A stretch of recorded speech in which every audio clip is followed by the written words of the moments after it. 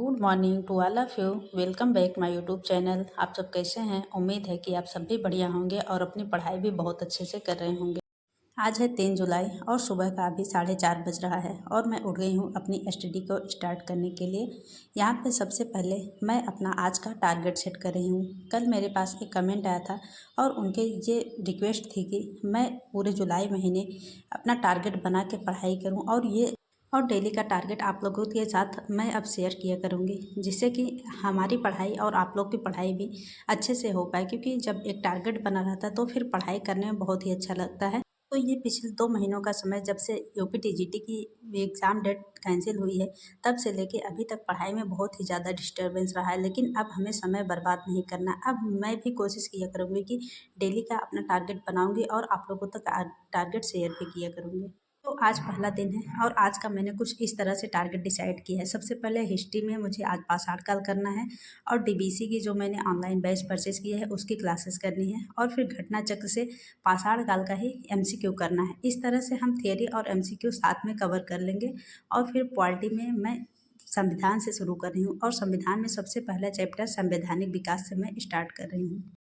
और ये टारगेट मैं जो भी आप लोगों तक शेयर कर रही हूँ उसका मैं घटना चक्र की बुक से उसमें जो क्वेश्चन दिया है और जो उसका सलूशन दिया गया है उससे अच्छे से कवर करूँगी। फिर इसके बाद मेरे पास जो नोट्स है मैं उससे भी पढ़ूँगी, जिससे कि हमारा थियरी के साथ एमसीक्यू भी अच्छे से कवर होता चले।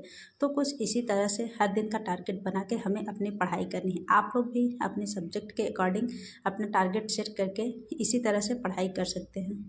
यहाँ पे सबसे पहले मैं संविधान का टॉपिक घटना चक्र की बुक से पढ़ने के लिए बैठ गई हूँ।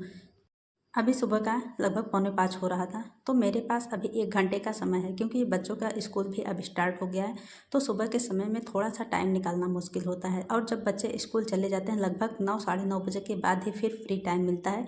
फिर इसके बाद जब बच्चे स्कूल से आते हैं उस बीच का जो समय रहता है उसमें पढ़ाई करने का अच्छा समय मिल पाता है। क्योंकि आप लोग जानते हैं कि मेरे 2 बच्चे हैं और दोनों अभी बहुत ही छोटे हैं, तो फिर जब वो दिन भर घर पर रहते हैं तो उनके बीच में पढ़ाई करना थोड़ा सा मुश्किल होता है। हालांकि ऐसा नहीं है कि बिल्कुल भी समय नहीं मिल पाता, लेकिन जितना फ्री माइंड हो के उनके स्कूल जाने के बाद पढ़ाई कर लेते हैं उतने अच्छे से पढ़ाई उनके रहने पे नहीं हो पाती है। जब से एग्ज़ाम डेट कैंसिल हुई है फिर उसके बाद से पढ़ाई में जो कंटिन्यूटी है वो अच्छे से नहीं बन पा रही थी। क्योंकि गर्मी की छुट्टी भी थी और गर्मी में जानते ही हैं कि शादी विवाह का माहौल था, घर पे रहना आना जाना ये सब लगा रहता था, तो इसीलिए एक कंटिन्यूटी नहीं बन पा रही थी। लेकिन अब बच्चों का स्कूल स्टार्ट हो गया तो अब कहीं तो जाना है नहीं, तो इसीलिए अब प्रयास यही है कि जो भी समय है इसमें बहुत ही अच्छे से यूज करना है और अपनी पढ़ाई की फिर से एक कंटिन्यूटी रूटीन बनाना है। क्योंकि जब कंटिन्यूटी बनी रहती है तो फिर पढ़ाई करने में भी बहुत अच्छा लगता है। लेकिन अगर बीच बीच में इधर उधर हो जाता है और रूटीन डिस्टर्ब हो जाता है तो फिर बहुत ही ज़्यादा नेगेटिव फील होने लगता है। लेकिन अब से प्रयास यही है कि एक डेली का टारगेट बना के हमें पढ़ाई करनी है, जिससे कि हमें पॉजिटिविटी फील हो पाए। और सबसे अच्छा तब लगता है जिस दिन की सुबह उठ के अगर 1 घंटे या आधे घंटे की भी पढ़ाई हो जाती है तो फिर उस दिन बहुत ही अच्छे से पूरे दिन में पढ़ाई हो पाती है। तो अब प्रयास यही है कि सुबह में उठ के पढ़ाई ज़रूर करना है। भले ही आधे घंटे 1 घंटे जो भी समय मिलेगा, लेकिन सुबह उठ के सबसे पहला काम पढ़ाई करना है। तो बस अब जो समय मिला है अब इस समय को बर्बाद नहीं करना है। पिछले 2 महीनों का समय तो बहुत ही ज़्यादा बर्बाद हो गया है, लेकिन अब एक अच्छा टाइम टेबल बना के हमें फिर से अपना पुराना रूटीन फॉलो करके अपनी पढ़ाई स्टार्ट कर देना है। क्योंकि अब बच्चों का स्कूल भी खुल गया है, तो फिर बच्चों के स्कूल खुलने से भी हमारे लिए फ़ायदा ही होता है। क्योंकि जब बच्चे स्कूल चले जाते हैं तो उस टाइम पे हमें थोड़ा अच्छा टाइम मिल पाता है, तो फिर उसमें पढ़ाई करना थोड़ा सा आसान रहता है। तो इसीलिए आप लोग भी प्रयास यही करिए कि अपना अच्छे से टाइम सेट कर लीजिए और पढ़ाई निरंतर बनाए रखें, जिससे कि जब भी एग्ज़ाम हो तो हमें ये ना लगे कि हमने तो पढ़ाई नहीं किया, हमारा तो समय बहुत बर्बाद हो गया है।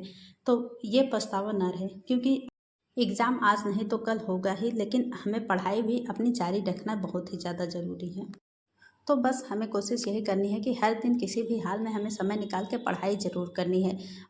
उम्मीद है कि आप लोग भी अपनी पढ़ाई बहुत अच्छे से कर रहे हैं। बाकी आज के लिए इतना ही, फिर मिलते हैं नेक्स्ट वीडियो में और कोशिश करेंगे कि हर दिन का अपना स्टडी टारगेट आप लोगों तक ज़रूर शेयर करें।